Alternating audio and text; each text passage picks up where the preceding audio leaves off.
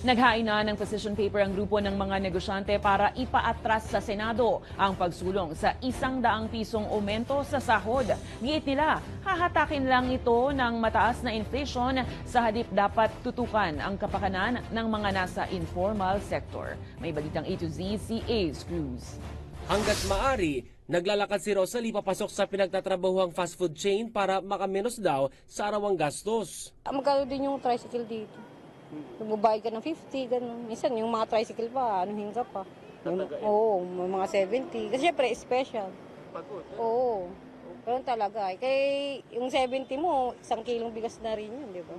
Kaunting sakripisyo para hindi magalaw ang sahod na nakalaan na sa pamilya. Kaya't good news sa kanya ang paglusod sa ikalawang pagbasa sa Senado ng panukalang 100 pisong across the board na aumento sa sahod sa mga gaya niyang minimum wage earner o yung manggagawa sa private sector na sumasahod ng 610 pesos kada araw. Kumbaga kung pwede nga sana, kung sa Pilipino, pwede nga sana magdoble trabaho eh. Ganun ko kakayanin lang ng katawan eh. Pwede sana eh. Kasi hindi talaga sasapat. Pero ang mga negosyante tutol sa hirit na ito lalo't maliit lang daw na porsyento makikinabang oras na lumusot ang aumento sa sahod. Sa labor force ng bansa, sinabi ng chairman ng Employers Confederation of the Philippines na si Sergio Ortiz Luis Jr. na 16% o hanggang 5 milyon lang ang mga katamasan nito na pawang mga nasa formal sector. Bakit yung small portion lang ng labor force, taon-taon binibigyan ng sa wage board, sila hindi. Pero pagka tumataas ang presyo, kasama naman sila sa nahihirapan.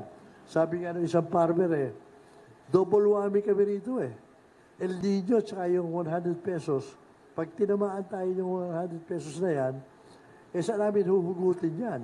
Kasunod niyan, nagsumiti na ng position paper ang grupo ng mga negosyante para ipaatras sa Senado ang paghirit sa aumento sa sahod. Ang economic managers, lahat yan against that. Yung mga ekonomista, yung mga academician, wala pa ako nakausap na for that.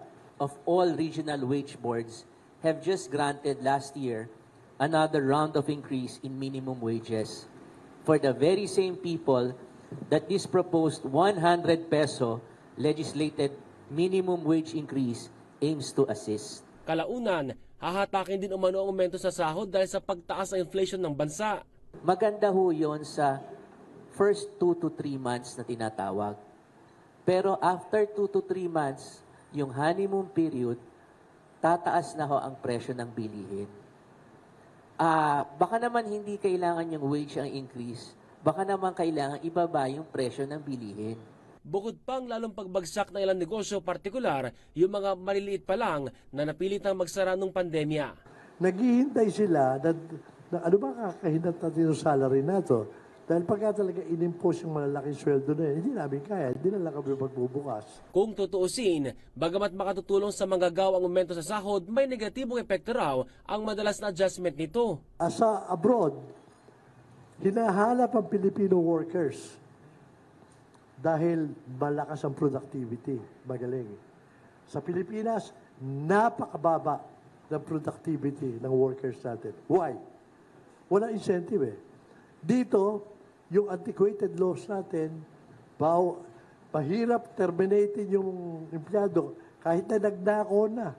Kung kaya't, ang mainam daw na gawin ngayon ng pamahalaan at i-address natin yung issue ng mga informal sector. Sila ang priority, sila ang mas nahihirapan, sila ang naiiwanan. Samantala, kinalampag ng Federation of Free Workers ang Senado dahil sa katiting na hirit na wage increase na hindi hamak na mas mababa sa hirit nilang 150 at 750 pesos. Patunay na hindi living wage ang isinusulong ng Senado kaya't makabubuti raw ang reforma nito, gayon din ang pagbuwag sa Regional Tripartite Wages and Productivity Boards. Para tutukan daw ito, marapat na iatras ang usapin sa Tchatcha at ituon na lang sa pagpapataas pa ng nakabubuhay na sahod. Para sa Balitang A to Z, Ace Cruz.